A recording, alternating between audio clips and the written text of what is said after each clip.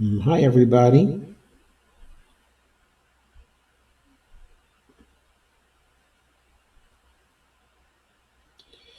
Happy to see you again.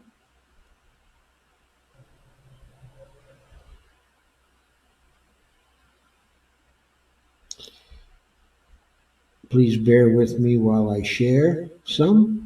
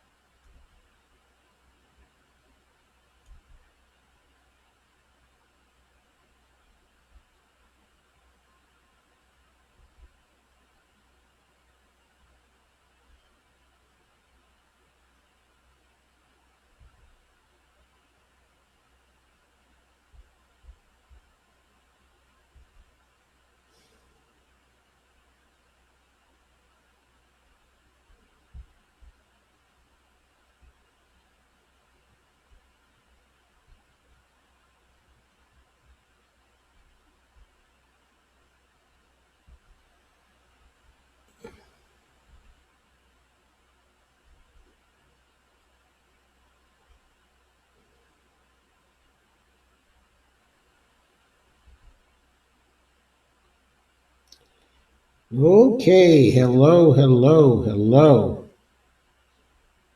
I'm glad you're here. Hi, honey. Hi, Russ. A bit of an echo in the audio. I'll turn it down a little. Let me see if that takes care of it. How about that, Russ? Kay says, hey, Joe and Bonnie and everyone else. Shared. Evelina says, hello, there's an echo, I'm afraid.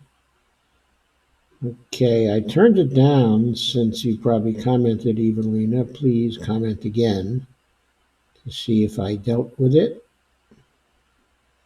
Steve says we need to deal with Bloomberg. Dell joined. Steve Wolfbrand has shared. Thank you, Steve.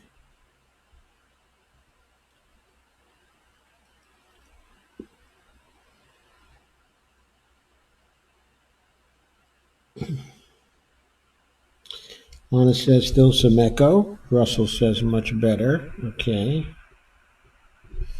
How about now?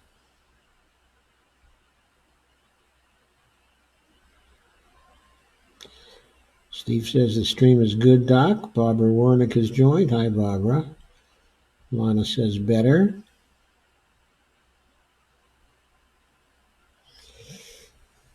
Okay, let's start then. If it's still annoying, please let me know and I will make another adjustment. But let us go to some introductory stuff. Okay. So I got on my email a few days ago something from the Fiscal Times, and it was in their newsletter, which I take. The Fiscal Times is a newspaper. I don't know if I should call it a newspaper. Okay, it's a web paper that was founded with capital from the Peter G. Peterson Foundation. So you know that they are austerity mongers, fiscal responsibility mongers. And they were circulating a piece called "Why Pete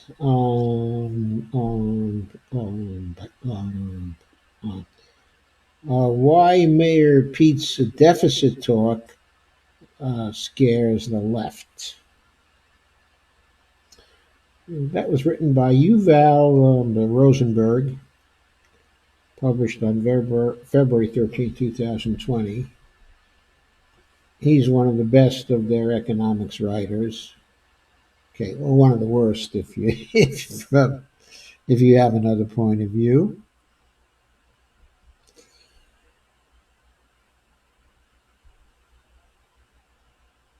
They point to the fact that Mayor Pete's comments on the deficit, okay, and the debt during the New Hampshire campaign sparked a strong backlash from the left to the idea that Democrats should take a firm stand on the importance of the national debt. Pete said, quote, "I think the time has come for my party to get a lot more comfortable owning this issue," unquote. As if his party hasn't been comfortable in owning this issue for a long, long, long time. Since the 1980s, it's been owning this freaking issue. Right? We're the politically responsible party. Those wastrel Republicans are always running deficits. And so Pete, who I guess hasn't been with the party all that long, perhaps he isn't able to remember back to the Obama administration right after the stimulus bill. Perhaps he's not able to remember back to the 1980s. He may not have been old enough to remember. But anyway, here's another quote from him. "Because I see what's happening under this president. A $1 trillion deficit, and his allies in Congress do not care, so we have to do something about it," unquote. Now, I have to immediately comment on this.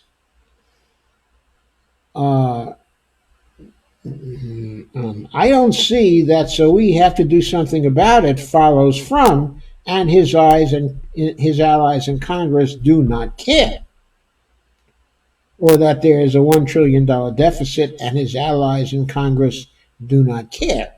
I mean, the possibility is there that we should not care either, and we should not do anything about the level of the deficit, though we might object strongly to how the deficit is being created by Trump, not so that we can reduce the deficit, but because we can run the deficit still larger, but in the right way.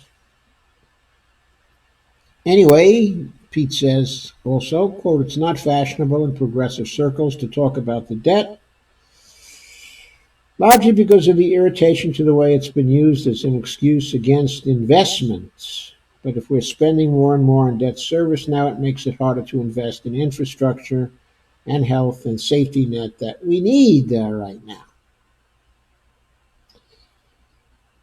And so Mayor Pete may be talking about the debt, okay, at this point because he wants to distinguish himself from Bernie Sanders. And it turns out that Mayor Pete's the only candidate among leading Democratic contenders, according to Mr. Rosenberg at the Fiscal Times, is the only candidate to have fully offset the cost, okay, of his agenda. What's meant here is that he's the only one to fully offset the cost of his agenda uh,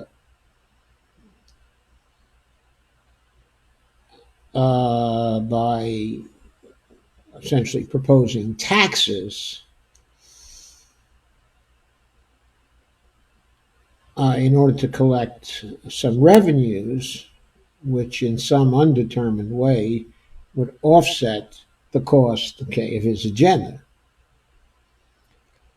This is according to Pete, but also according to a recent study by the centrists, the centrist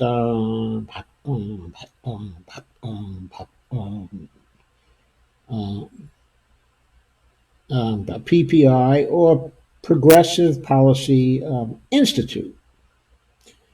Now, how the Institute can be progressive and can be centrist is a question all by itself. Also, the article states quite clearly the study didn't look at Senator Klobuchar's um, um, um, her proposals.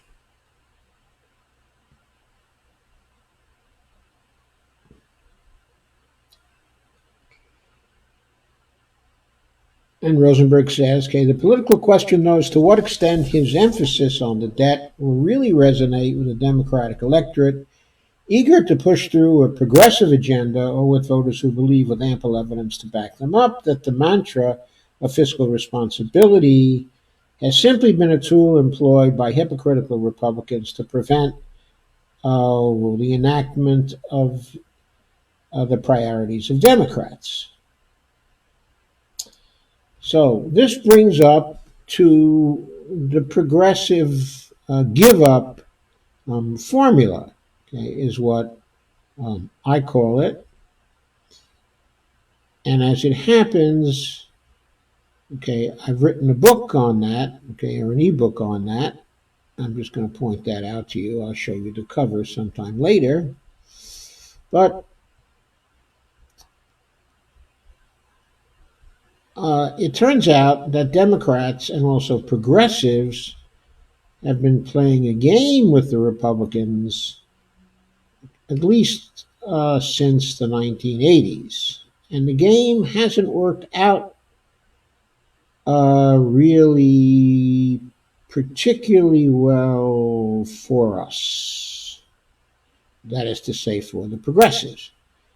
And the reason for that is that actually the game was started under Jimmy Carter, who tried mightily to balance the budget and only succeeded in getting into a stagflation, where he had inflation at the same time as stagnation, because, of course, he was cutting government spending to the bone in order to try to get rid of inflation, because he thought he was dealing with a demand pull inflation. Of course, he was not. He was dealing with a supply push or a cost push type of inflation. That was caused by two things in a major way. First, that prices in the oil market were being controlled by the Saudis, and they were driving prices up, and that was percolating through all kinds of other prices in the economy. And the second thing was that, in responsibility to increasing inflation, the Federal Reserve under Mr. Volcker was trying to choke off the inflation by continuously raising interest rates, which for the longest time did absolutely nothing. But finally, when things got to a prime rate of 22%,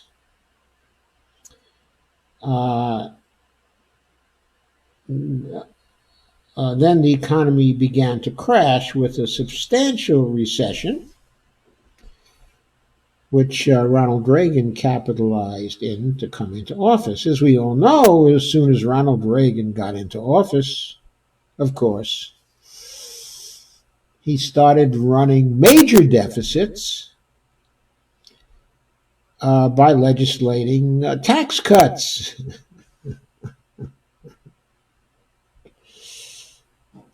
And so he set this pattern of Democrats who wanted to run or govern on the basis of fiscal responsibility, quote, unquote, and who thought that being fiscally responsible was controlling the deficit, okay, and hopefully reducing the debt. And then, when they would lose elections because they were doing things to harm their own constituencies, then the Republicans, who had been running against the debts, okay, and the deficits, would come into office and would take over and promptly blow up the debt and blow up the deficits. And then Democrats would come in again talking, oh, we got to be fiscally responsible. Bill Clinton sort of did this. Okay, and again, and the same thing happened. Now, Clinton was lucky. He was lucky because of a boom in Silicon Valley and a stabilization, okay, of prices. He was able to have a good economy for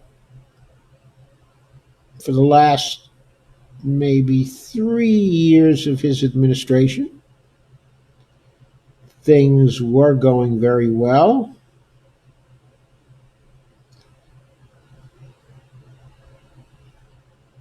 But then, because the private sector was actually being starved and the economy was being driven by debt, there was a recession that lasted from the year 2000 to 2002 that was caused by the policies of the Clinton administration, which were to run as many surpluses as they could, and they ran 4 years' worth of surplus. So then the Bush administration comes into office, the second Bush administration, and Bush 43 then runs rather by huge deficits, and the economy recovers again. Okay, but then Bush, starting to become afraid, okay, of the deficits, and also because a bubble was going on in the real estate industry, okay, and the bubble crashed. In the final year of the Bush administration, we got an economy with a recession that curled our hair in the old parlance. But to many people, okay, it appeared to be a recession. To the economists, it was technically only a recession, okay, and not a depression. But in some circles, it became known as the Great Recession. And it was the recession that, since the Second World War, it took us the longest time to recover from. We're in recession for something like 6 years. And much production and much of the GDP, the potential GDP, was lost during that period because outside of the original stimulus bill, the Obama administration made every effort to get to a deficit that was as small as possible. And because of the lack of government spending, we never got the kind of growth coming out of the recession of 2008 that we might, okay, have gotten. So by looking at this pattern over time, there were many of us who finally figured out that real fiscal responsibility isn't a matter of reducing deficits, okay, or balancing budgets, but rather spending or taxing for the public purpose. But, okay, I want to go on to basics here. Okay, but before I do go on to basics, I also want to say what Mayor Pete has basically been proposing here is that we return to the pattern followed by Jimmy Carter and after him by Bill Clinton and after him by Obama,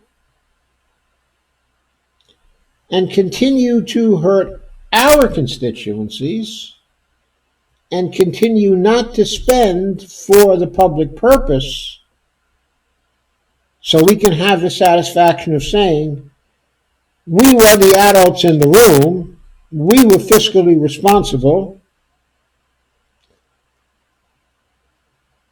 we righted the economy from the excessive deficits and the rapidly increasing debt that was being caused by the Republican administrations while they were busy paying off their constituencies with policies that actually benefited their constituencies and hurt everybody else in the economy. Since, as you know, the main Republican fiscal constituency is the 1%, of course, all through this time we were getting economies which were designed by the executive branch and by the legislative branch to benefit the 1%, or at the outside, the top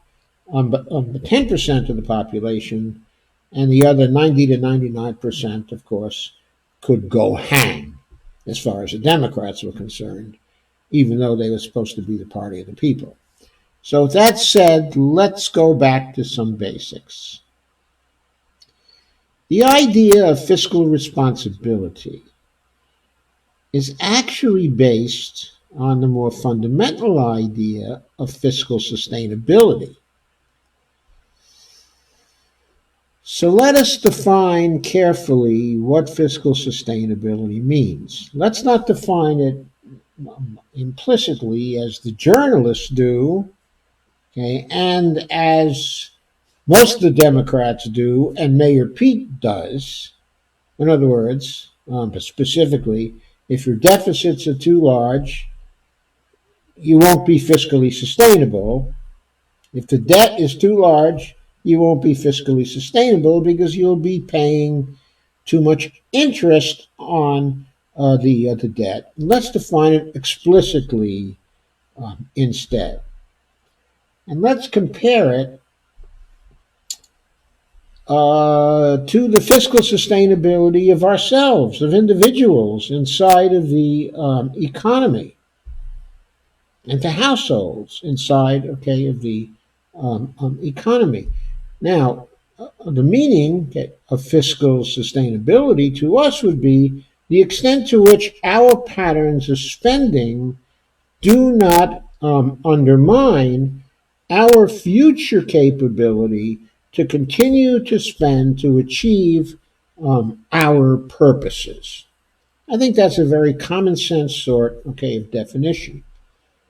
We're fiscally sustainable to the extent that our patterns of spending do not undermine our capability to continue to spend to achieve our purposes. So let's apply that to government. Then fiscal sustainability is the extent to which patterns of government spending do not undermine the capability of the government to continue to spend to achieve its public purposes. Okay, did you get that? The extent to which patterns of government spending do not undermine the capability of the government, in this case the federal government, to continue to spend to achieve its public purposes, okay, or if you like, the public purpose as a whole, which is comprised, okay, of a number of different specific purposes and aggregated into, okay, a public purpose taken as a whole. So that's what fiscal sustainability is. So what would fiscal responsibility be if that is fiscal sustainability? Okay, well, again, fiscal responsibility, okay, on an individual basis is spending to achieve our purposes while also maintaining or increasing our fiscal sustainability. In other words, increasing our capability to keep on spending to achieve our purposes. And applied to the government, fiscal responsibility is fiscal policy intended to achieve public purpose while also maintaining or increasing fiscal sustainability. Now, proceeding from these definitions and also a specification of public purpose that we might happen to define, and that, in a way, every campaign has defined in the context of the policy agendas specified by the campaign. Now, the most detailed specification of public purpose that you'll find, okay, among the list of people campaigning for the president of the United States is Bernie Sanders. Very, very comprehensive, very, very comprehensive agenda. Okay, now you and I may have different ideas about what the public purpose is, and these may be different from Bernie's specification of public purpose with respect to the policy agenda that he put in front of us. And we may also differ from the perspective on public purpose that Pete has and Amy has, okay, and all the others. But we can probably derive a specification, okay, of public purpose from all of them. And they're going to be different, okay? So every person has their theory, okay, of public purpose. And so, insofar as these particular theories happen to disagree with each other, then fiscal responsibility, which is fiscal policy intended to achieve public purpose while also maintaining or increasing fiscal sustainability, will also be different for each of the candidates. And of course, we ought to vote for the candidate whose idea about fiscal responsibility is the one closest to what we think, okay, is actually correct. Okay, now does a real public purpose exist? Okay, does public purpose actually exist? Well, whether you believe it does or not depends on your epistemology, your theory of knowledge. I like to think there is such a thing, okay, as public purpose, and that we all have our theories about it. And some of those theories are closer to the truth and closer to the legitimate in the area of public purpose than certain other theories are. And of course, I happen to think that Bernie's theory of the public purpose is closer to the truth than Pete's, okay, or Amy's, okay, other people. But what I want to emphasize here is that, in part, what you think fiscal responsibility is going to be conditioned on what you think the public purpose is. But what's going to remain constant is that you'll be talking about your policies and you'll also be talking about maintaining or increasing fiscal sustainability. So,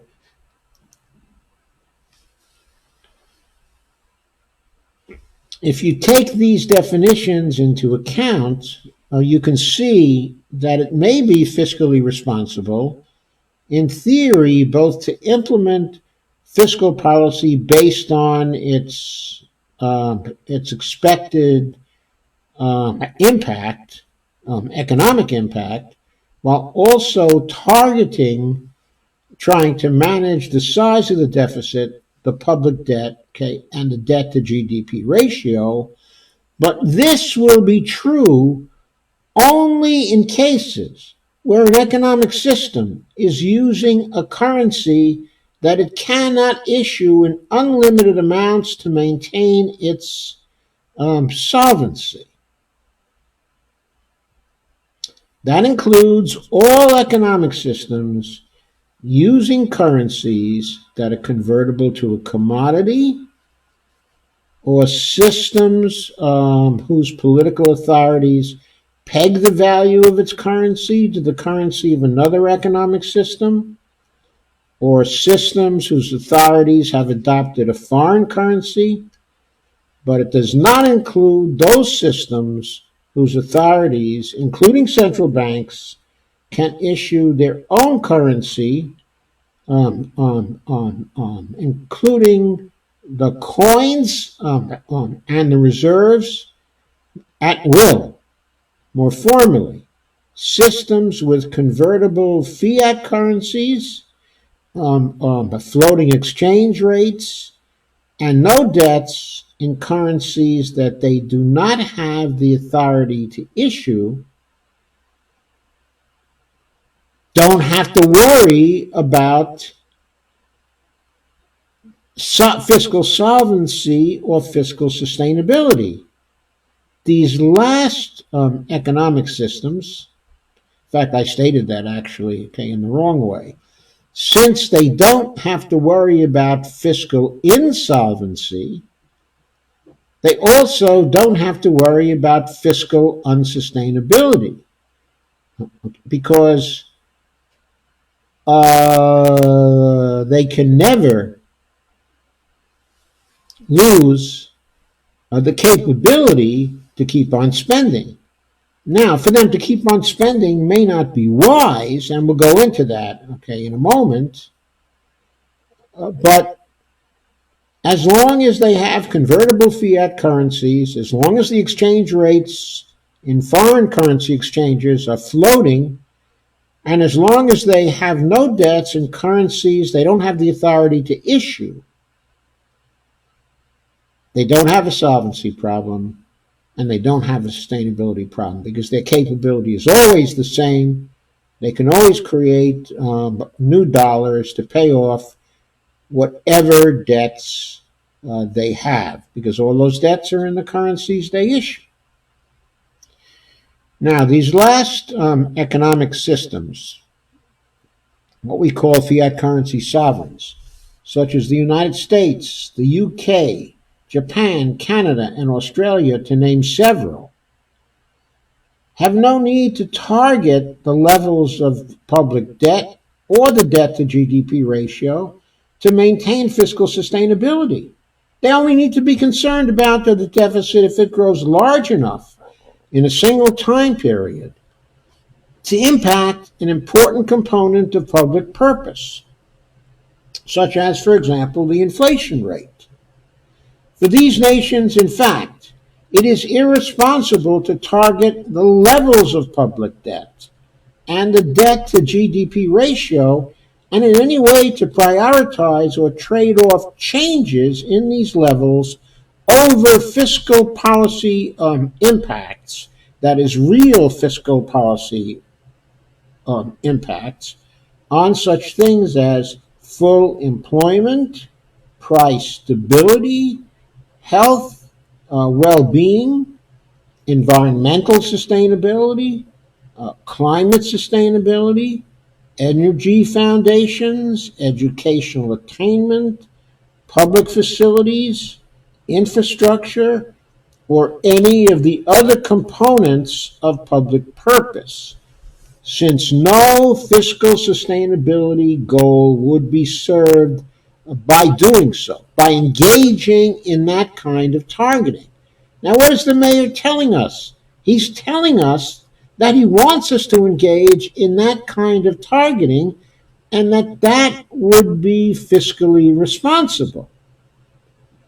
But I am saying here that for nations like ourselves, that are fiat sovereign nations, in fact, it is irresponsible, fiscally irresponsible, not fiscally responsible, to target levels of the public debt, okay, and levels of the debt to GDP ratio.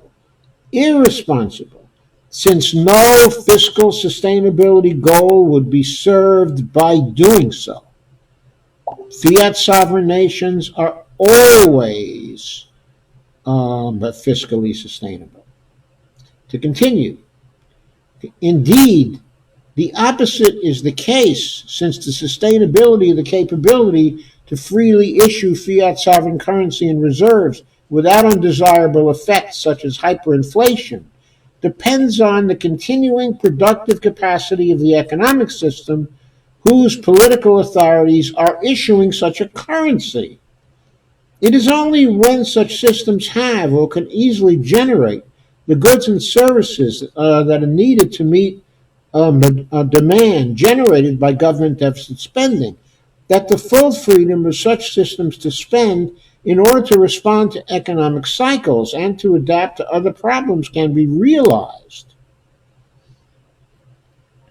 So one of the most fiscally irresponsible things a government can do is to target deficit reduction and balancing the budget at the expense of maintaining and expanding productive capacity, including both the constructed capital, but providing that capacity, and the competencies, skill, and knowledge of the human beings who can use it to generate goods and services, the goods they want and the services they want. And yet, in pursuing government austerity through policies targeting deficit reduction and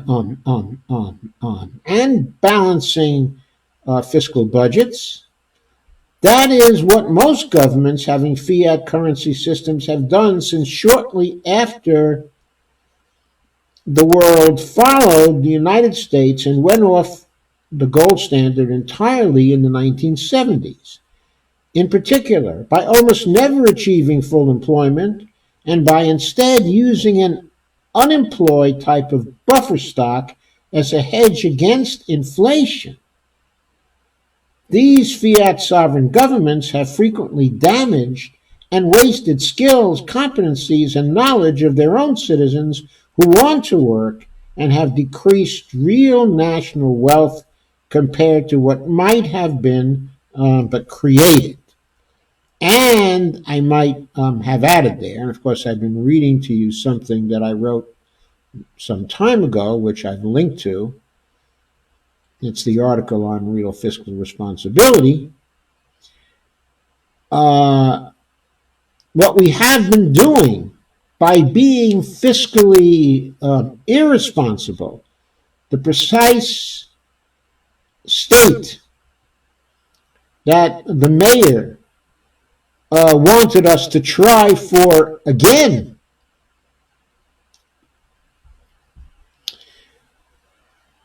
What we've been doing is not only decreasing the wealth we might have actually produced and the income we might have actually produced, but by not actually doing that and by impoverishing people much more than was necessary,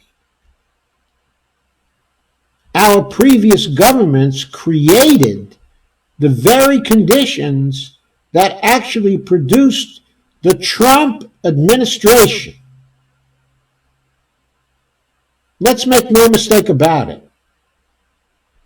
It was Obama's inadequate recovery from the recession of 2008 that created the conditions that were first favorable to the Republican takeover of the House and eventually the Republican takeover of the Senate, the continuous corruption by the Republicans of the Supreme Court, and of course created the electoral conditions of 2016 that produced Hillary Clinton's loss to Donald Trump. No, it was not the Russians, who did that. It was not even so much her failure to campaign in Pennsylvania, in Wisconsin, and in Michigan, and her letting down people all through the Midwest. These were all factors, but the most important factor was that even though the Obama administration created an economy which eventually recovered from the recession, it did so only with considerable difficulty and only by greatly increasing inequality in the economy of the United States and greatly weakening the middle class. Why? Because Obama insisted on his idea of fiscal responsibility, what I call faux fiscal responsibility. Real fiscal responsibility is based on real fiscal sustainability, and it involves spending for the public purpose in such a way that one either maintains or increases one's fiscal sustainability. Now, of course, since in fiat sovereign countries there's no fiscal sustainability problem to begin with, what is the only threat to fiscal sustainability that can exist? That threat is actually undermining the legitimacy of the government, undermining the legitimacy of the political system, undermining the legitimacy of the constitutional system by failing to produce the results that people expect. That is exactly what Obama did. That's what was exactly responsible for the underlying political conditions that made the public ripe for a demagogue like Donald J. Trump. That's why we have him. That's why we have this demagogue. That's why we have an increasingly authoritarian government. Because the Democratic Party, over a long period of time, culminating in the Obama administration, refused to produce what people expected them to produce. They let the Republicans do what they wanted to do for their constituencies, but they refused to deliver for their constituencies. That is to say, for the Democrats' constituencies. That is why we have Trump now.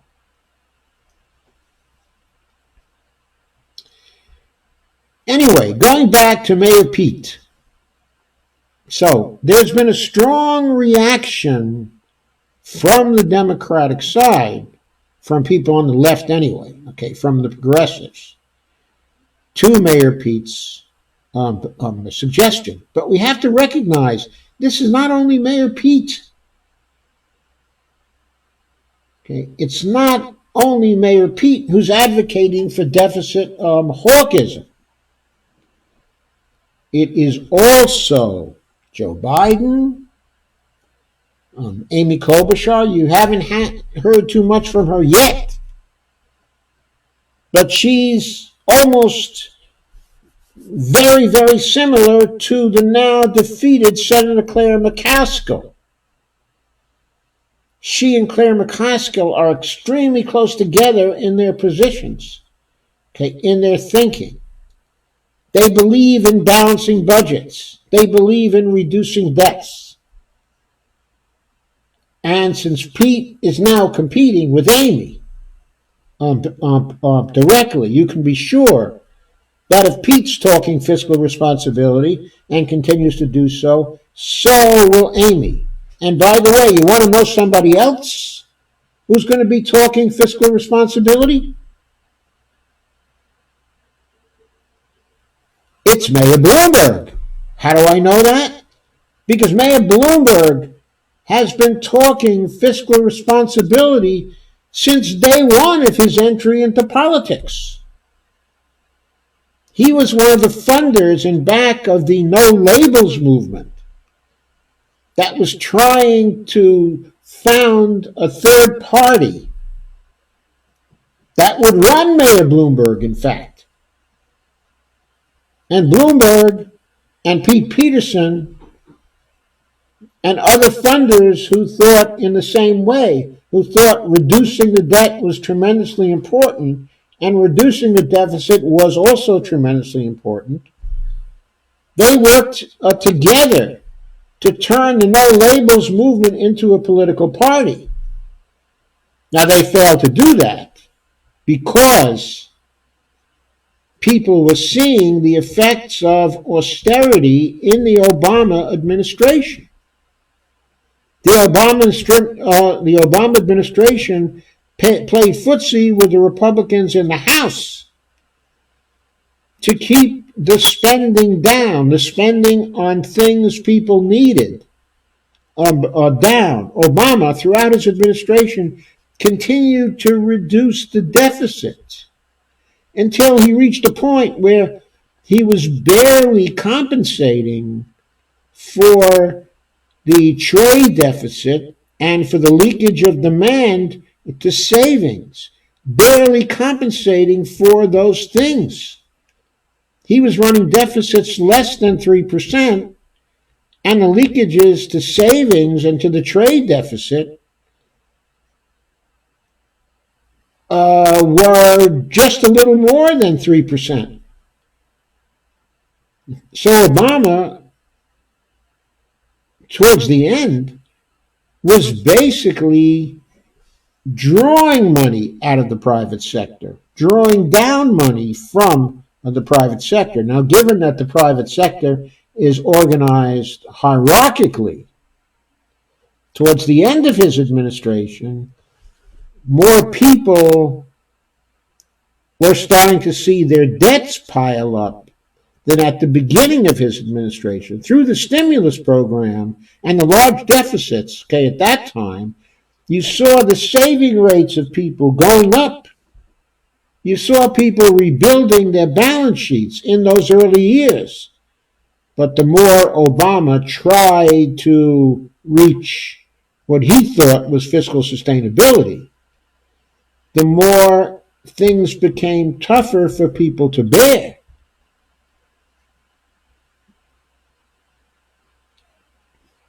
Hillary Clinton was the victim of that, but of course she was running on more of the same. That was one of the reasons why she got creamed in the Midwest, because there were certain geographic areas that were doing badly under these policies. The geographic areas were doing better. Which ones were doing better? The geographic areas most involved in international trade and export. They were doing better because they were getting by U.S. dollars from foreign markets. So they were okay. They had things were being added to their economies, the economies of some of the states in the Eastern Seaboard, the economies of some of the states on the Pacific Coast.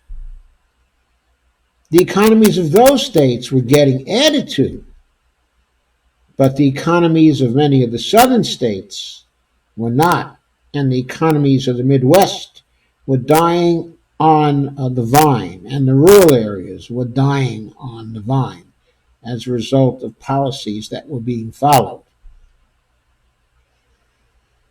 So, here we have the Democratic Party again, led by Mayor Pete, turning its face towards We're the responsible folks. We're the people who are going to save you from Republican irresponsibility over the debt, okay, and over the deficits. So I've linked to an article from Slate called Mayor Pete. Oh, by the way, I'd like to share this with you. I don't know if the sound in my sharing view, okay, is working yet, but Barney will tell me, and if it's not, I'll shift back. Okay, Barney, is my sound okay here? Very good. It's still good. Yes, very good. Okay, so I'm clear to go over the article then, right? Can you still hear me? I can hear you. Okay, I'm coming out of your microphone, right? Okay, so looks like I can share this with you. I reconfigured it and it's working now. Great. Yep. Okay, so Pete isn't really a deficit hawk, he just talks like one, claims Jordan Weissman.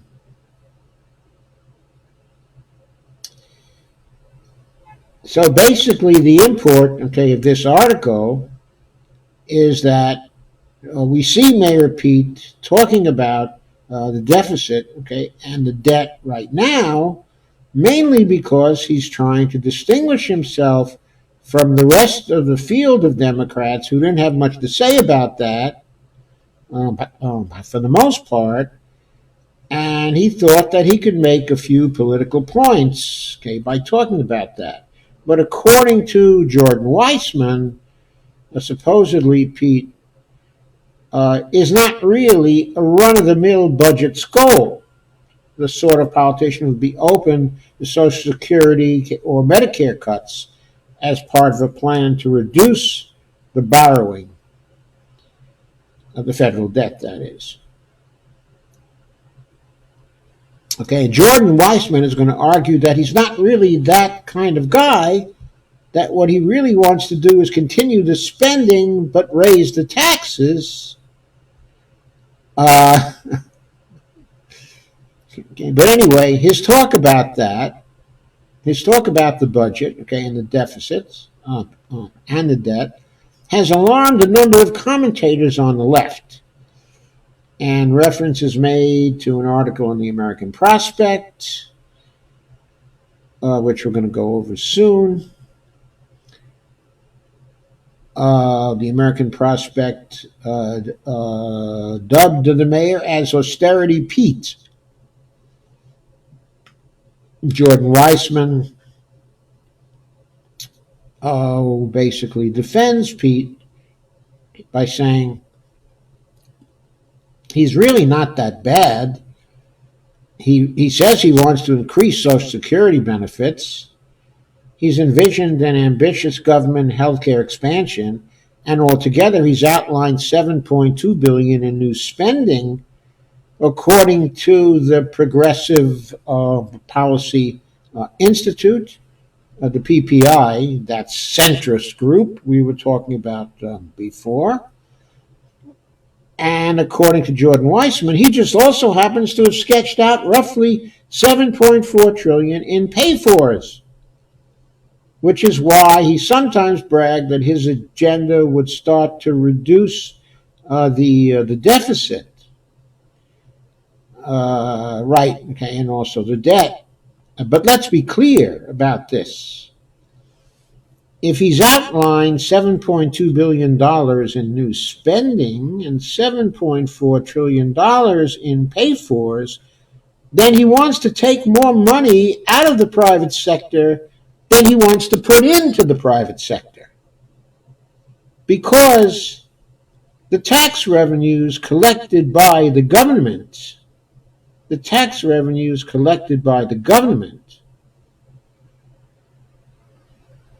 come from the private sector. And he's only proposing to put in $7.2 billion in new government spending.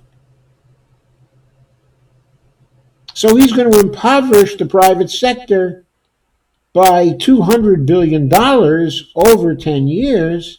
Now the question is, whose hide is that going to come out of?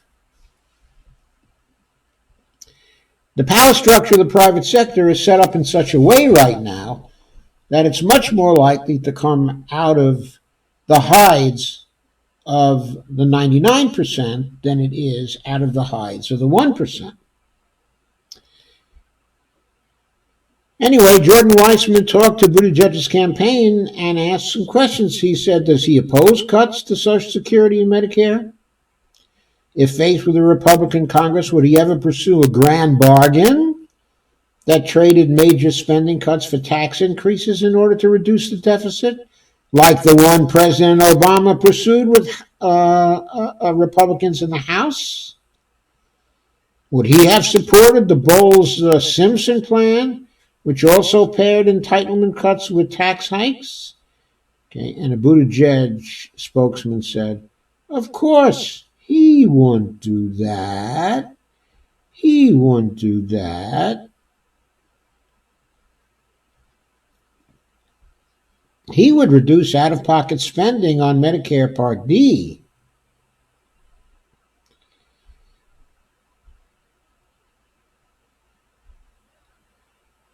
And so Jordan Weissman says, so he's not a typical deficit scold, like the Republicans, who, of course, only want to reduce the deficit. They only want to reduce the deficit by reducing spending and never by increasing taxes. In fact, their favorite position is create higher deficits by reducing taxes, okay, and then get back to small deficits by cutting all spending programs for the 90 to 99%, right? Weissman finally asked the questions. But is Buttigieg right? Should Democrats emphasize their fiscal rectitude more than they already do? Well, I think they should emphasize their fiscal rectitude, specifically their real fiscal responsibility, and run larger deficits in order to spend for the public purpose. And so that's all I'll have to say about Jordan Weissman's article. And then there was an article in the Intelligencer by Eric Levitz. And this one is called Pete's Vow to Cut the Deficit is Fiscally Irresponsible. And of course, Eric has it right. And he says, fiscally responsible is one of the more Orwellian phrases in American politics. Lawmakers earn that coveted title by affirming the three tenets of the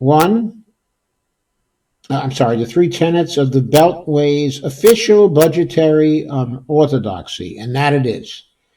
Deficits are inherently undesirable, when, of course, if deficit spending is for the public purpose and you're a monetary sovereign, deficits then are inherently desirable so long as you have trade deficits and so long as you're losing demand to private sector savings. And then two, all new spending on things that cannot be used to kill foreigners is the second of the tenets of orthodoxy, should be fully offset by new taxes. So all new spending on people, on domestic things, should be neutral in terms of the deficit, or even accompanied by fiscal surpluses, but not spending on things that can be used to kill foreigners. That doesn't apply. And Eric says, and three, reducing America's existing national debt should be a top-tier policy priority. Well, I wouldn't say that's necessarily the third tenet.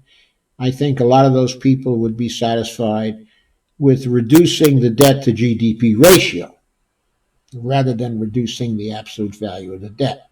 But that's kind of neither here nor there. Eric Levitz pretty well gets the basic idea.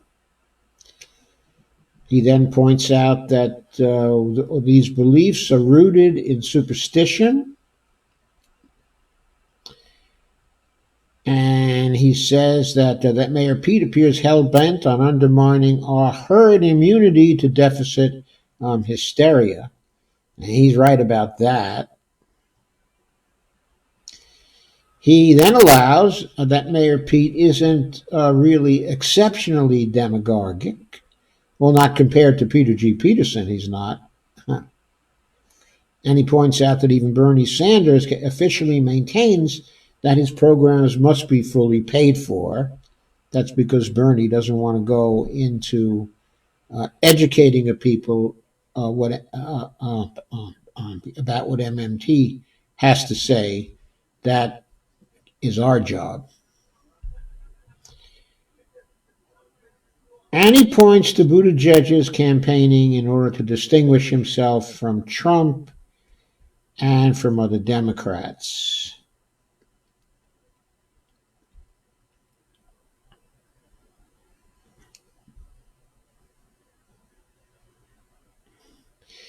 Eric Levitz goes on then to point out that the idea of austerity has been practiced since the recession of 2008, and this natural experiment that was being followed has proven beyond the shadow of a doubt that reducing deficit spending further in the face of a recession will produce economic stagnation. Okay? And Eric talks about the refutation of the influential study, that's the Reinhardt, and Rogarth study, which posited that once a nation's public debt rises to equal 90% of its GDP, further deficit spending will produce economic stagnation. But this thesis and the report on this study didn't show that. Instead, it proved to be premised on an Excel formula error. And it was.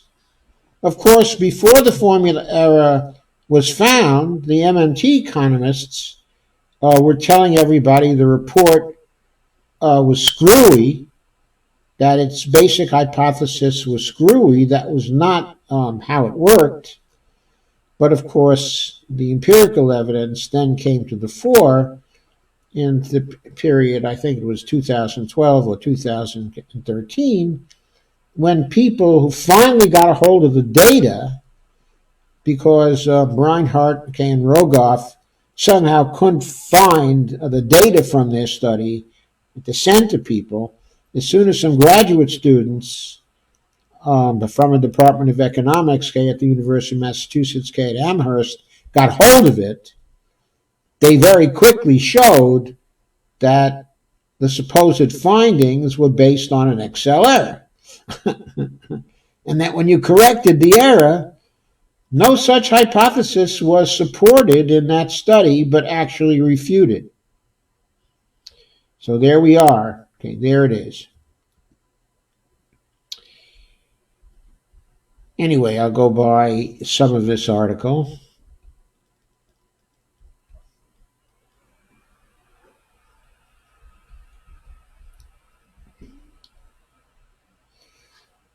So Levitz refers to the austerity doctrines of the Peterson Foundation,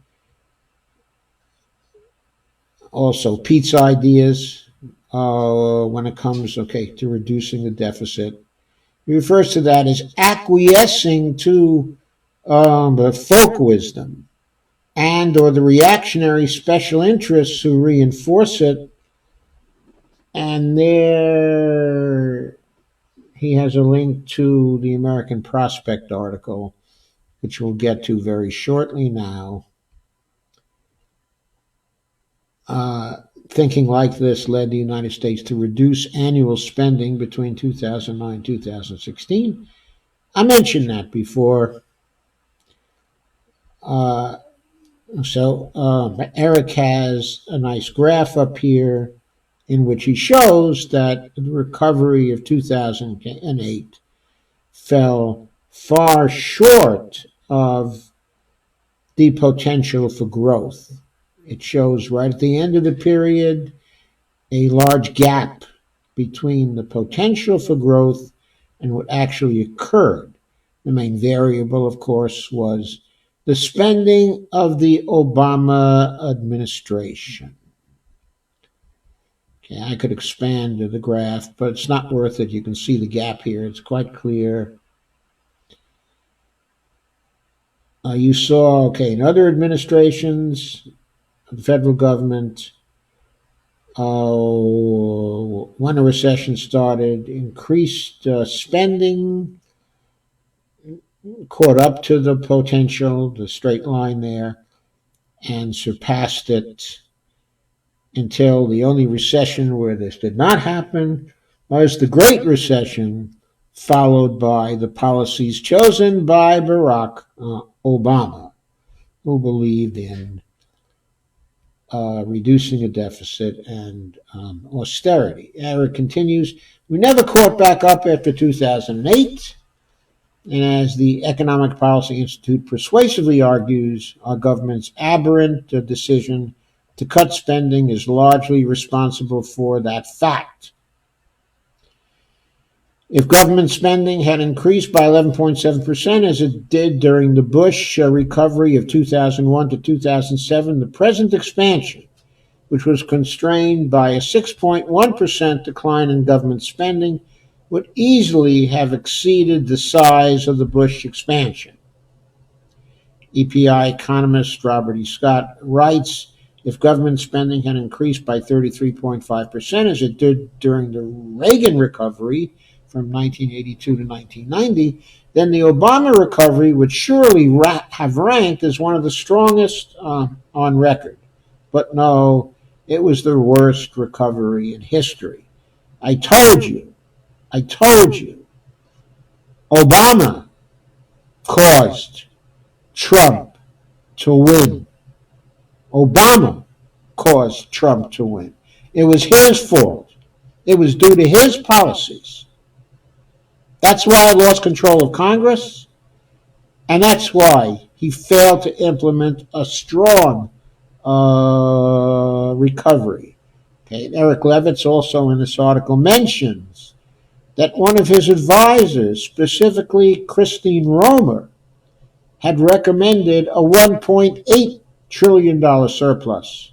I'm sorry, $1.8 trillion stimulus bill, okay, or Recovery Act. But Larry Summers, her superior, would not transmit the recommendation to the president because the president had already told him that he wanted the stimulus bill not to go over $1 trillion. That's what happened. Obama said, don't come and talk to me anything over $1 trillion. And Larry said, sorry, Christine, we can't submit this recommendation to the president. We got to have one that's less than $1 trillion. But Christine Romer modeled it. She knew 1.8 trillion was necessary. And we only got in the end 800 billion. Not even half. And not even spent in the way it was supposed to be spent. And, says Levitz, the cost of our government's failure to expeditiously plug the giant demand hole that the Great Recession ripped into our economy, a myriad and extravagant, it can be measured in trillions of dollars worth of lost output, and the incalculable psychological, emotional, and financial tolls that needless unemployment and underemployment took on America's working people. That's also, by the way, what has created the popularity of Bernie Sanders. Because Bernie proposes to do away with all that.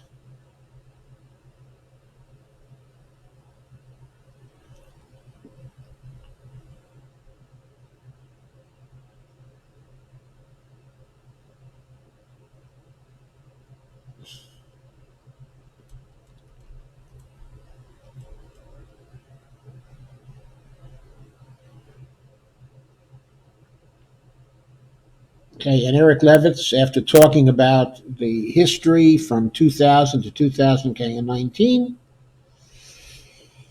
says in these circumstances, refusing to make high return investments in infrastructure, early childhood education, and above all, carbon emissions reduction and climate readiness, unless Congress can find revenue hikes that are mutually agreeable to offset these investments, is the opposite of responsible. Putting deficit reduction on a list of policy priorities for the next president, meanwhile, would be madness. But don't take my word for it. Take former IMF chief economist,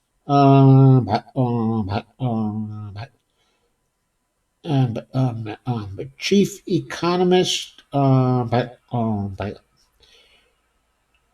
chief economist Olivier Blanchard. Last year, Blanchard authored a paper arguing that nations should not make a priority of reducing a deficit so long as the interest rate they can borrow at is comfortably below their rate of GDP growth, which is to say, if your capacity to service debt is growing faster than your debt, then your debt is not a big problem.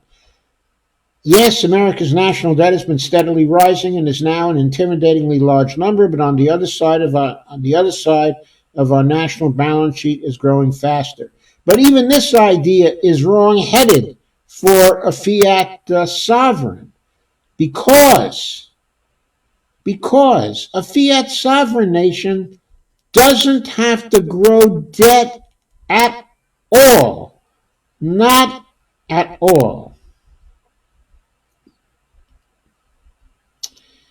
So Levitz he mentions later on in the article, one can raise reasonable qualms about MMT, okay, or modern monetary theory, or insist that some on the far left have taken deficit dovishness to indefensible extremes, but in Washington, the conventional wisdom about debts and deficits remains drastically more hawkish than the conventional wisdom among the mainstream economists. This, of course, is very true. Levitz then goes on.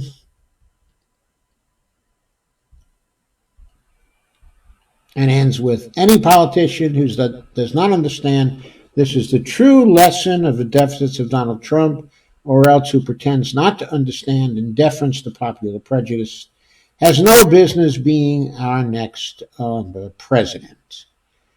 And so Eric Levitz disqualifies Mayor Pete and all the other Democratic candidates who think in the same way he does on those grounds.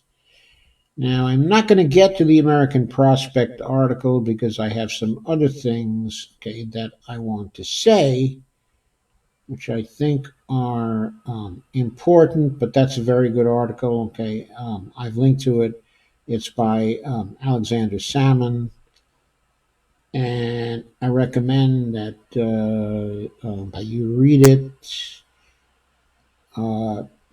It connects the ideas, okay, of the PPI, a think tank of choice for centrist Democrats.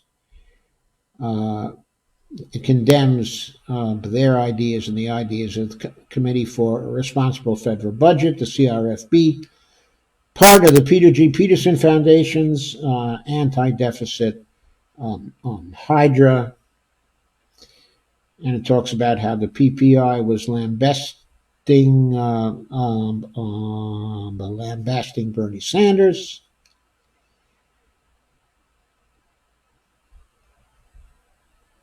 And it talks about the history of austerity in the last 10 years and the austerity agenda, okay, of Mitch McConnell and Trump's budget. So it's a very good article, and I highly recommend it. I'd be treating it, except I'm running out of time, And there are some other things that I wanted to show you that are pretty important to me. Okay. And that is 3 pieces by myself.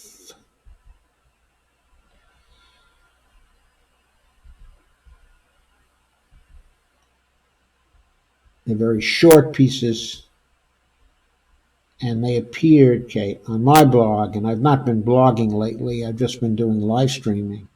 So actually, these are the last of hundreds, okay, of blog posts which I wrote over the years.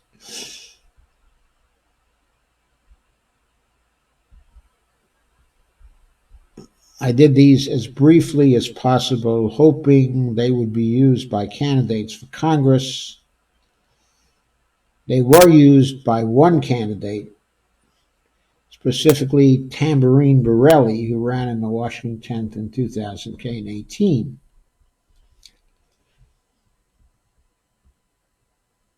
And the first blog post actually addresses the question, how will you pay for it? How will you pay for it? How will you pay for it? How many times does this question get asked? So here is my best answer, and notice it makes no reference to the idea that we have to incur, in other words, that we have to keep on borrowing money, okay, and it's okay, as long as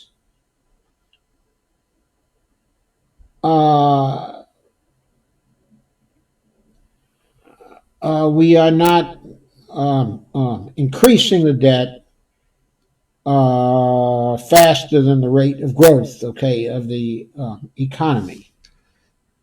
That is not a necessary condition for fiscal sustainability.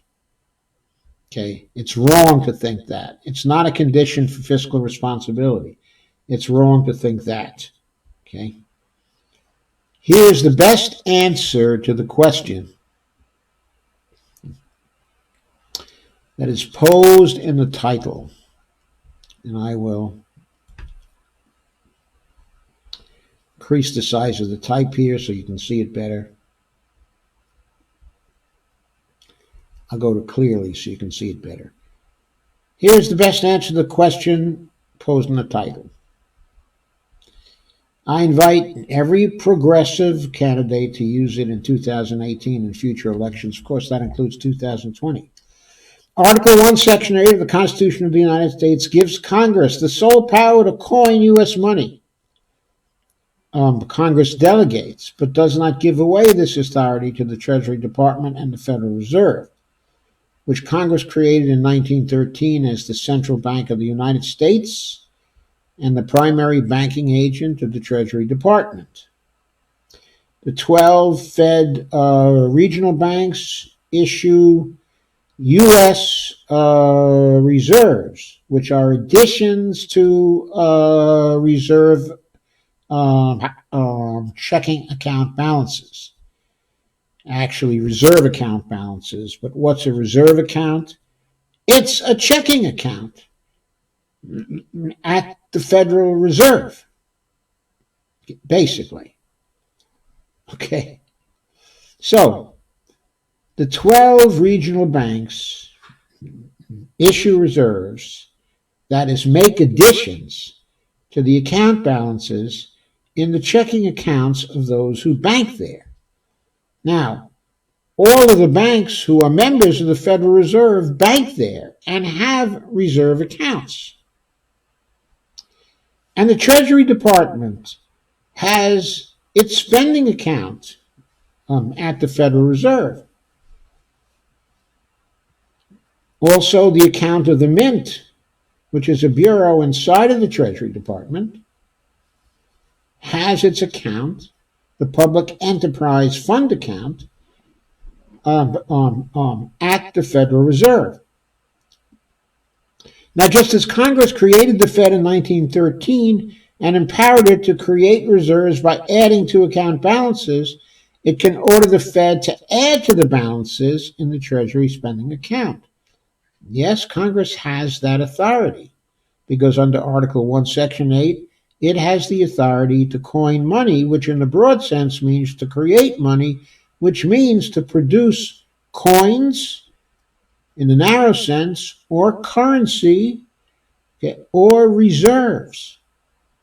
So at the end of every bill, ordering the Treasury to spend on the programs Congress approves, that is, authorizes and Congress appropriates for, will also order the Federal Reserve to immediately increase the balance in the Treasury spending account by the amount we've ordered the Treasury to spend, and will also order the Federal Reserve to increase the same balance by enough for Treasury to pay back the portion of the national debt that will fall due during the period covered by our spending. And if you go to this article, you'll see the precise wording that could be put into money bills to create overt congressional financing, also known as OCF. These orders in spending bills, called overt congressional financing, will provide the reserves Treasury needs to pay for, one, all new spending without increasing the national debt. Okay, the national debt is technically known as the debt subject to the limit. In other words, there is a debt limit law that specifies a debt ceiling. Certain debts of the federal government are subject to the limit, and certain debts of the federal government are not subject to the limit. Treasury issues that carry interest and that require principal payback, even if they don't carry interest, if they require a principal payback, they're part of the debt subject to the limit. That is the $22.5 trillion in debt that we refer to as the national debt. That's debt that has been issued by the Treasury Department for which the principal must be paid when the debt falls due. And two, also paying back parts of it as it falls due unless the national debt is eventually extinguished. How can it be extinguished? Well, using this language, it wouldn't be extinguished by taxing. It would be extinguished by the Congress creating the money necessary to pay back the principal and the interest due on the debt. Going on, OCF, overt congressional financing, will end debt ceiling crises and, due to repayment of a large portion of outstanding debt within 6 months, will make it clear to the public that the unpopular national debt is not only not a real problem, but is also well on its way to extinction.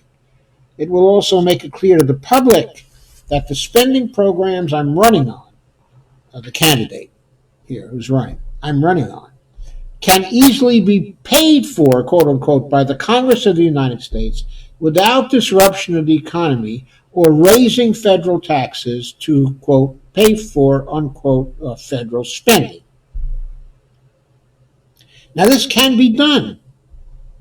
Why would it be done? Well, it doesn't have to be done this way for fiscal sustainability. The government could keep on issuing debt. If Congress were to repeal the debt limit, it could keep on issuing debt corresponding to its new spending. Okay, the debt doesn't actually pay for the new spending, it just accompanies the new spending. It draws money out of the economy. Okay. Uh, okay. So that's what it now does. However, it isn't really necessary for the government to keep on doing that. So, why would the government not want to keep on doing that if Congress were to repeal the debt ceiling? Well, the reason is political. It's because Mayor Buttigieg and Amy Klobuchar and Claire McCaskill and Joe Biden and all these Democrats and the Republicans, when they don't have control of the presidency and control of the Congress, it's what they're all exercised about. It's what they're always terrorizing the public about. To get rid of the political issue, you can do one of two things. You can use a solution like this, pass a law in Congress to pay for its new appropriations and pay the principal on its old debt, or alternatively, you could educate the public to the idea that the interest rates on debt instruments can be kept to zero if we want to keep them to zero, and that without having any interest to pay at all, we can keep on issuing debt for as long as we want to issue debt. And it's perfectly okay. You can take the time to educate the public about this.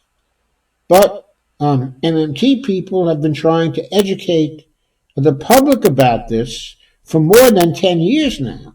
It's been 10 years, more than 10 years since I've been involved. And where are we? The public is still capable of getting terrorized by the debt. On the other hand, if Congress were to pass this kind of provision, within 6 months it would be clear to the public that the debt is no problem. The political issue would be kept off the table. There would be no more terrorism concerning the debt. And of course, no more austerity concerning the debt. Next, again, a very short post. Will overt congressional financing cause more inflation than the covert congressional financing method used now? Because that's what it is, actually. If a candidate for the House or Senate decides to answer, how will you pay for it by using OCF? Then before too long, someone who cares about that question will figure out that inflation is an issue that seems to arise. So once again, for candidates who like the OCF answer, here's an answer to the follow-up question about inflation. No, inflation doesn't depend on whether Congress uses OCF or the present method of CCF, in which Congress relies on coordination between the Treasury and the Federal Reserve within the institutional framework created by Congress to drain money from the private sector prior to the Fed enabling spending by adding reserves to the Treasury spending account so it can spend appropriations. Instead, it depends on policies Congress passes to achieve price stability in the context of the particular spending choices it makes. Overt congressional financing is a simple, transparent, alternative methods of finance. It brings us as close as possible in our modern context to the original intent of the Constitution that Congress coins the money. But it doesn't require Congress to spend any more than it otherwise should to create full employment, or to spend in such a way that inflation induced by such spending would occur. So no, inflation won't increase just from using the OCF method of financing alone. As it does now, however, Congress will have to control inflation by taxing enough money away from the private sector and by following other demand and supply management policies to avoid it. Taxing enough means not taking either more or less money out of the economy on an annual basis that is needed to create price stability. while also enabling enough deficit spending to compensate for demand loss from the economy due to private sector and foreign sector savings. Other inflation controls policies include: one, hedging against deficit spending induced inflation by strengthening the automatic stabilizers in fiscal policy, including legislating programs providing for automatic tax rate adjustments triggered by unexpected inflationary episodes. Two, wage and price controls, if necessary. And three, heading off possible cost push inflation in controlled or managed markets, such as oil in the late 1970s, by developing new sources of supply. The federal job guarantee program being proposed by Bernie Sanders and others is an effective automatic stabilizer because it operates countercyclically along with other safety net policies that increase federal spending in times of slowdown and decrease such spending when the economy is actually booming. I haven't mentioned relying on Federal Reserve interest rate policy to control inflation because it is a blunt instrument that works against full employment fiscal policy, gives greater priority to price stability than it does to full employment, and is ineffective as a tool for controlling cost push inflation, as Paul Volcker showed during the late 1970s and early 1980s. And then a third article, which I'll quickly go through. This won't take me more than another 5 minutes. Third article asks the question: isn't overt congressional financing in conflict with the current PAYGO system of fiscal of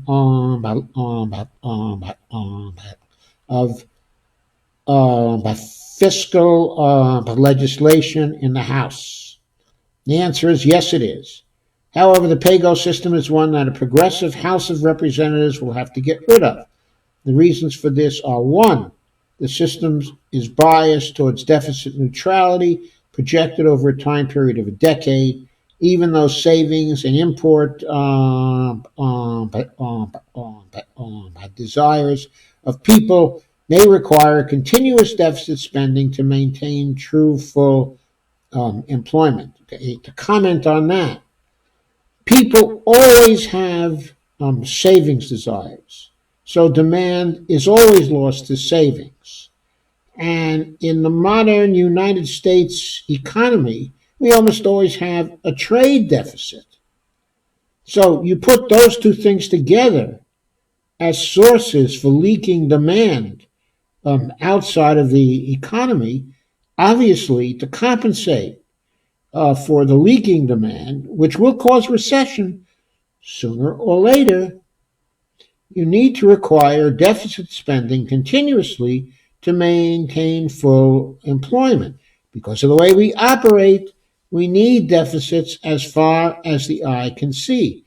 They may vary in amount from year to year, but given our savings propensities and our foreign trade propensities, we're going to have deficits. We got to face it. And we got to make those deficits large enough to compensate for the leakage in the demand in our economy.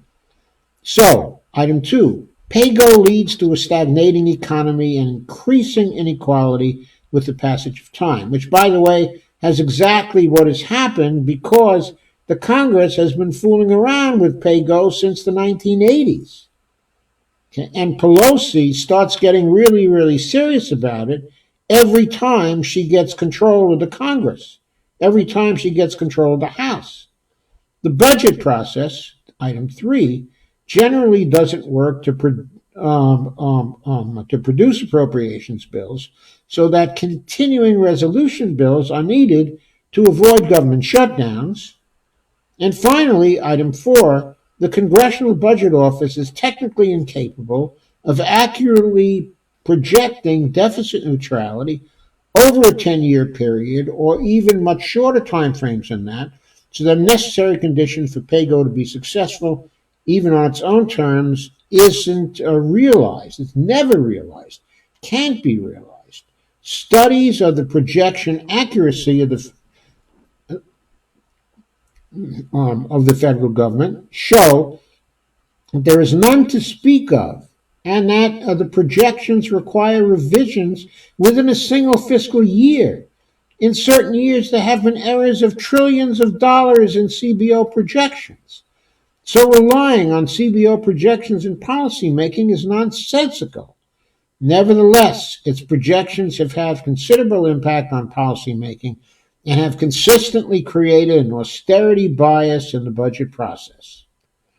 The pay-go budgeting process must be replaced by a spend tax system targeting a budget supporting full employment, price stability, and other aspects of public purpose.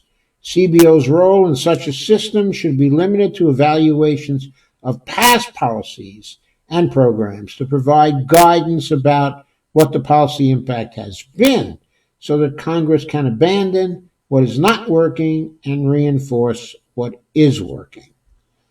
So that's what I have to say about the kinds of policies that should be followed.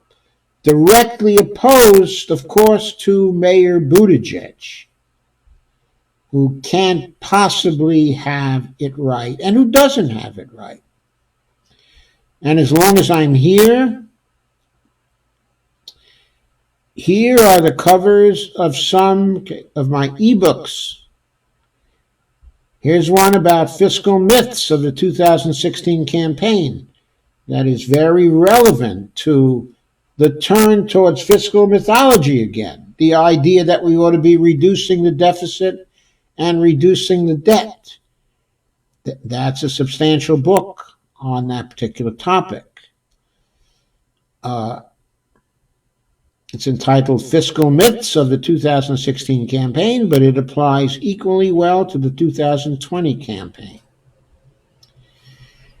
Here's a book called Who Needs Balanced Trade? Who Needs Balanced Budgets? That book is also about the fiscal myths and why we don't need balanced budgets and why balanced trade is nowhere near as good a standard for trade as trade for public purposes. In fact, both our trade policy and our internal domestic economic policy should be planned in the light of our public purposes, what we're trying to accomplish, and they should be integrated with each other. Right now, we're doing these policy areas entirely separately, and we're doing them stupidly. Now, we're not looking for balanced trade anymore. We're looking for fair trade right now on the progressive side. But even fair trade is not enough. From the standpoint of responsibility to our nation, we have to have trade that contributes to and is in accord with the public purpose, and that is integrated with fiscal policy that is for the public purpose. Both must work together to achieve the public purpose. Next, here is a book on fixing the debt without breaking America. It's about austerity, the trillion-dollar coin, and ending debt ceiling, sequester, and budgetary crises. That's the title of the book. It's in Amazon too. All these books, they're ebooks. They go for $9.99 each one. This is about the platinum coin, which was famous a few years ago, and every once in a while comes back into the forefront. It's about the platinum coin and its use to fund the public purpose, public purse, and to help achieve the public purpose. It was the first, of my ebooks, and it's the only, I think it's still the only book on the platinum coin in existence. Sometimes, when you can't get Congress to use overt congressional financing, what you can do is mint a $100 trillion coin. And that will go a long way towards accomplishing the same thing as overt congressional financing will. And you can see that, learn that from reading this particular book. Now, we talked about the progressive give up formula at the start of this, and I went through the history of it. Okay? I have two books on real fiscal responsibility. I have volume one and I have a volume two. Volume one is about how the progressives continually gave the game away during the 1970s, the 1980s, the 1990s, the 2000s, right on up to the time when this book was published in 2016. Okay? And volume two is about the people who the progressives sometimes collaborated with or sometimes felt they had to give into. That is the network of think tanks and political forces in Washington, D.C., the Peter G. Peterson Network. And you'll see each one is entitled Real Fiscal Responsibility. There was a volume one, okay, on the give up formula, okay, of the progressives, and a volume two on the network of Peter G. Peterson. And inequality, increasing inequality, and the failure of neoliberalism. Because what does the Peterson Network actually represent? It represents neoliberalism. It was a previous organization that Peterson was running at the time that articulated the ideas of the Washington Consensus, which were a specification of the neoliberal ideology that has tyrannized over international financing since its inception in the late 1980s. The international lending agencies still, by and large, operate according to the principles of the Washington Consensus, which are gone into in great detail in this book, along with the ideology of neoliberalism. So, those are my books relating to this particular topic. I wanted to tell you about all that stuff. If you go to my site, the books are linked to Amazon, and you can get whichever one intrigues you. Now I want to go to your comments, but before I do go there,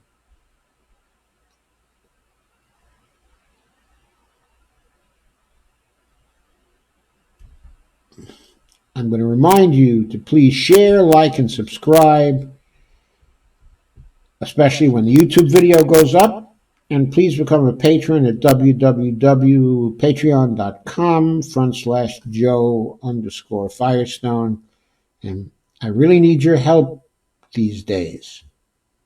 Okay, I really need your help. Please do what you can. But I also emphasize, even though I really need your help, if you really need your help too, I perfectly well understand.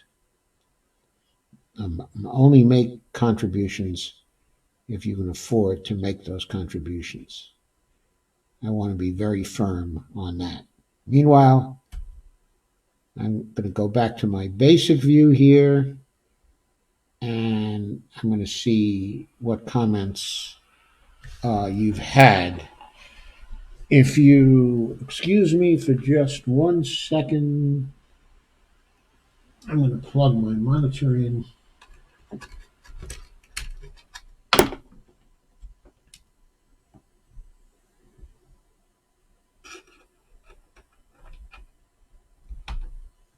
There we go. Hopefully I did not screw up my camera. I may well have.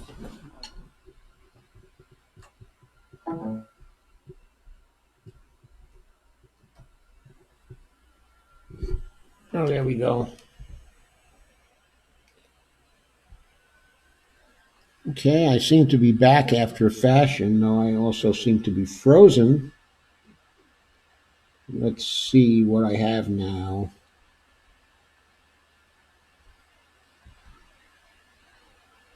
Hmm.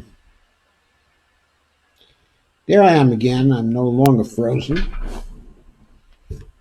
And my monitor's up now. So I will be able to see your comments. Huh? What'd you say, Bonnie? You're not frozen. Ah, thank you. Okay. Only my Facebook screen is now frozen, but your comments are here. Oh, here we go.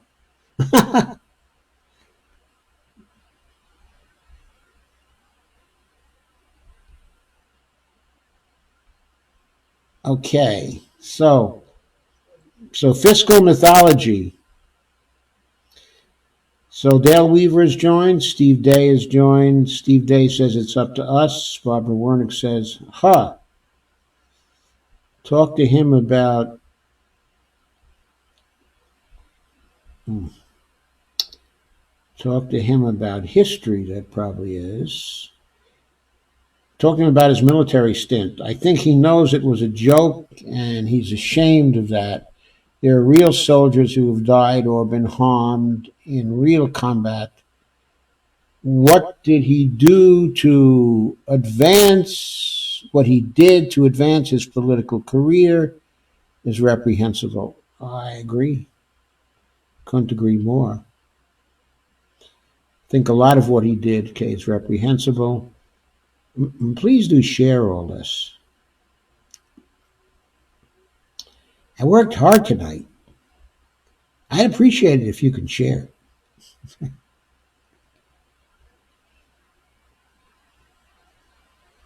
Steve Day says hashtag our stuff. Evelina Pont says, and teaching the basics of the two others. Russ says economics in the U.S. is a real shit show. Thank goodness for MMT. Hopefully we can change it pretty soon, Russ. Pretty soon. Lana says Brexit isn't the problem. The Tory government, which also preaches austerity, is the problem. Brexit actually frees them to spend beyond the 3% EU deficit rule. But the Tories won't do that.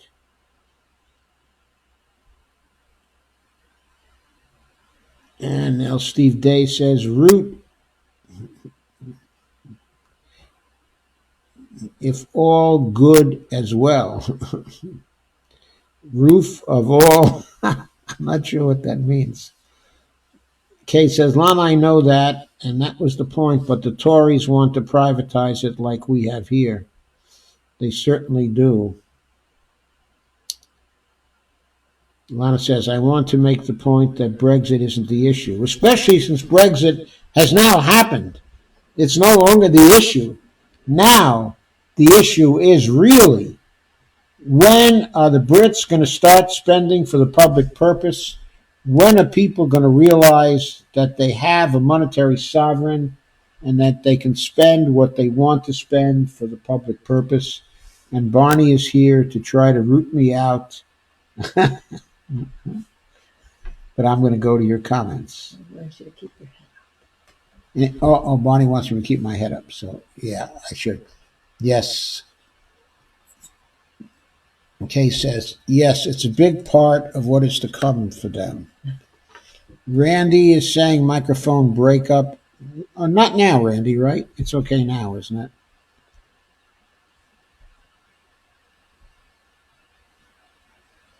And Lana says, Larry Summers, Larry stinking Summers.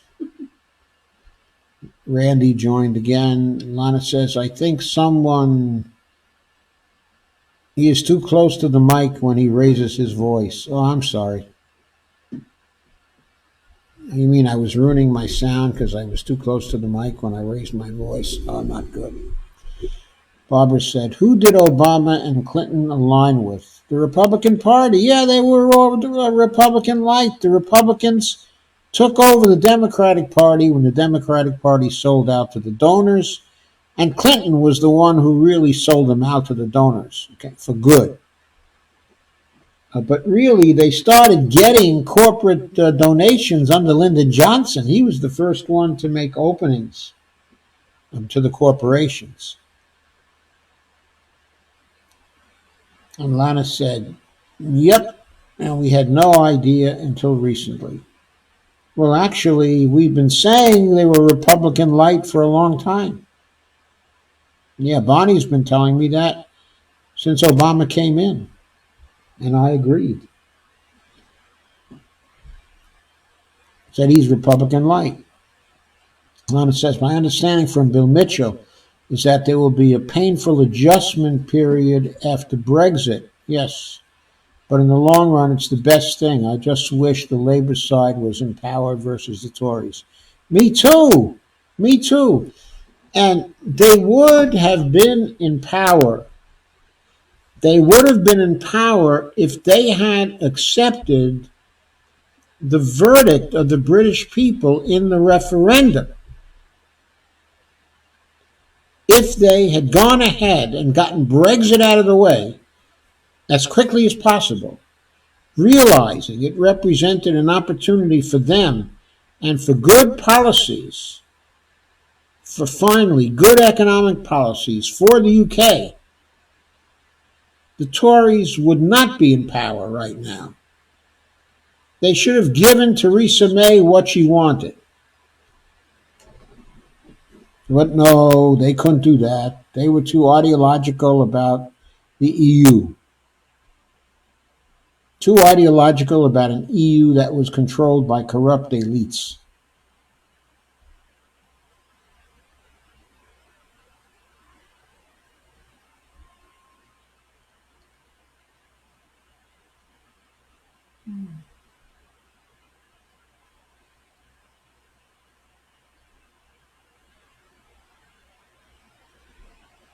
I just realized that Tambrine Borelli is no longer on my friend list. How come? Tambrine should always be on our friend lists.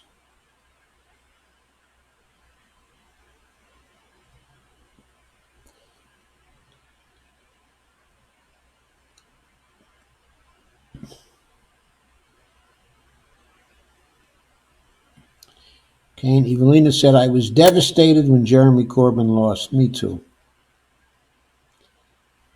Lana says, what is the whole point? Huh?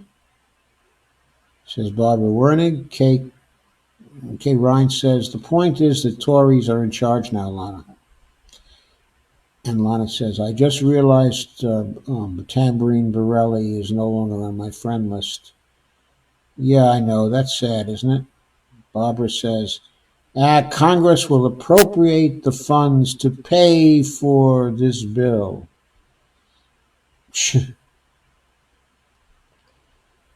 Kay says, I have been deep into politics since I was 15 due to Vietnam and the 18-year-old right to vote back then. Married my first hubby to save him from the draft.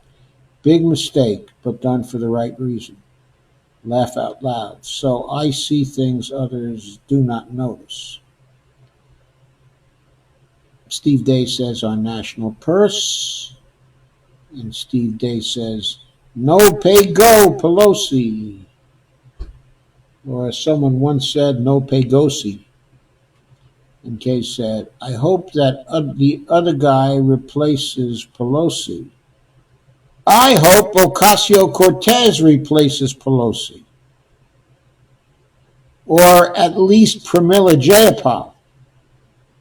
Or at the very least that Barbara Lee replaces Pelosi. Evelina says they'll do anything to keep people in the dark on MMT. Barbara says, come on now, federal government can do whatever it wants to. The people can force the issues. Well, that's what I'm advocating for, that we force the issues. Kay says, yes, because they want to hold that damn deficit threat over our heads. And Kay says, yes, Steve Day. And Steve Day says, hashtag austerity is murder. Yes. And also, austerity sucks. Hashtag austerity sucks.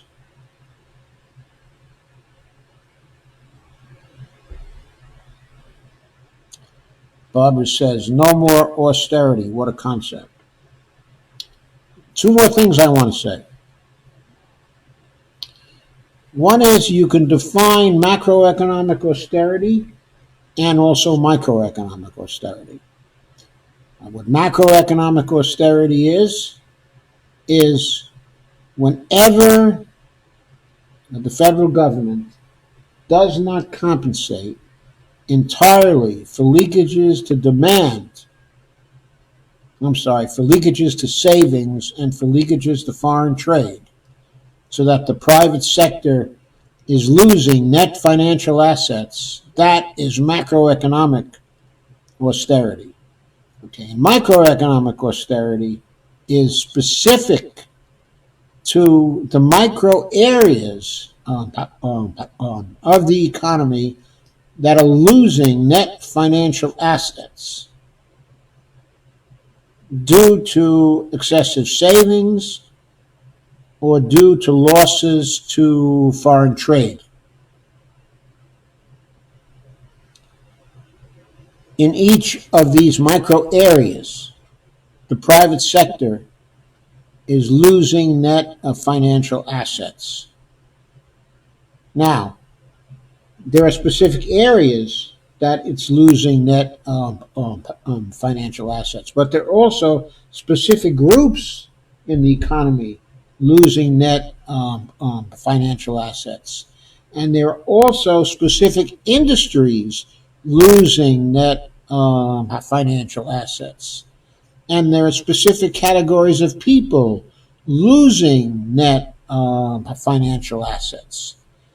How net financial assets are distributed depends upon politics, depends upon power in the economy, and how power is used to channel the economic forces. And in the last 40 years, power has been used to channel economic forces towards inequality. That is what we have to change. Is that pretty good? Yeah, that's pretty good, Joe. Oh, Bonnie likes that. Good. Evelina says, yeah, think of what I can do for ordinary people, infrastructure, the environment, the climate, Medicare for all.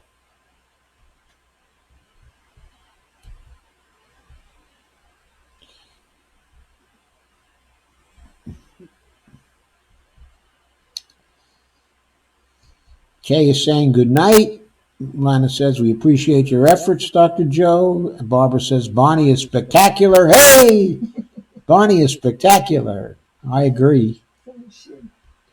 I agree. Bonnie says, so are you, Barbara.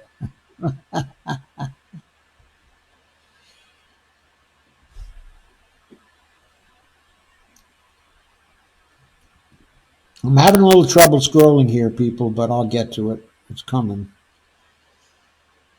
Steve says, hashtag FJG and hashtag Green New Deals. Susan Eldridge has joined. And Steve Day says, hashtag no pay go Pelosi. I read that one already. Steve Day says, wow, 1980s. Barbara says, Patsy, huh? Steve Day says, fiscal mythology. Margaret Ames has joined. Evelina says, progressives falling short since the 1970s to now. My whole life. A lot of my life, too. I mean, a lot of my life. This really started happening in the Carter administration, which was halfway progressive, but not really progressive enough. We really lost out when Teddy Kennedy wasn't able to produce a viable candidacy. One of the worst things that happened to us was the Mary Jo Kopechne incident that screwed with his career. Not so much his career in the Senate, but the possibility of his becoming the president. He wasn't really ready to run until 1980. Jimmy Carter was the incumbent then. But if he had been able to run in 1976, if he had been able to run in 1976, we would have had Medicare for all then. In 1977, we would have had Medicare for all. Do any of you realize that? We would have had Medicare for all in 1977. I mean, the Canadians already had it. And Teddy knew that. Steve Day says, George McGovern almost won, and superdelegates was invented by the DNC. It was invented by the DNC, actually, in order to facilitate the rise of the progressives. It was the superdelegate thing was a compromise. It was partly there to block a takeover from the bottom, but it wasn't as bad as things had earlier been. So, anyway, the compromise was too much in favor of the establishment, clearly. Kay Ryan says, DNC doesn't want the progressives to win. No, because it's dominated by the consultants. They don't want to stop the gravy train coming from the donors. Bernie's going to stop the gravy train. That's why they hate him so much. Lana says, we appreciate your efforts, Dr. Joe. Thank you, Lana. I appreciate your efforts, too. Big time.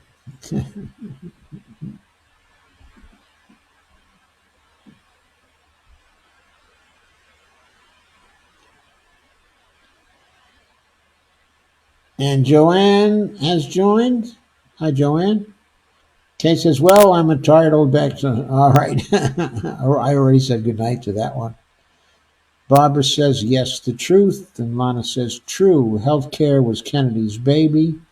Yeah, it was his baby for his whole life since he became a senator, for his whole career in the Senate until he died in 2010. Or was it in 2009? I think it was in 2010. I remember when he died. Okay, I wrote a blog post about that at the time.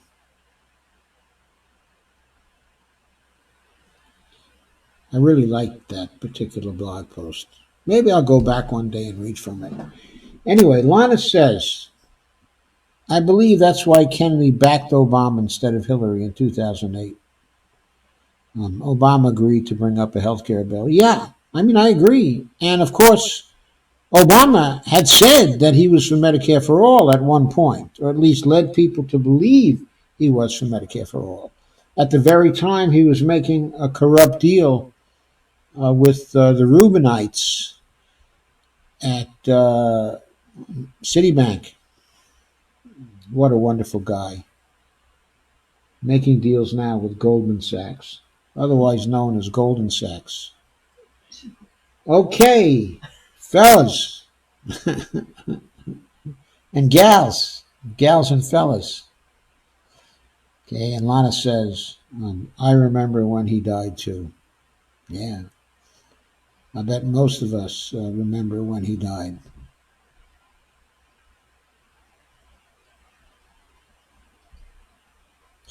He really made some great speeches.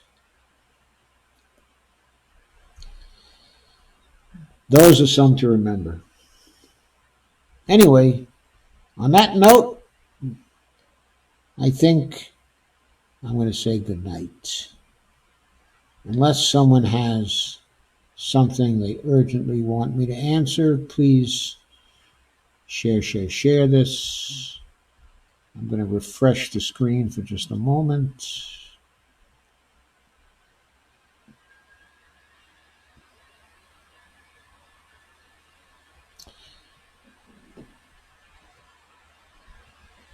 Right now, I've got 54 shares. So, okay, Barbara, I will link once I get off. Okay, I will link to that. Uh, okay, I'll make a comment and leave you the link, and you can see it. Okay, good night, folks.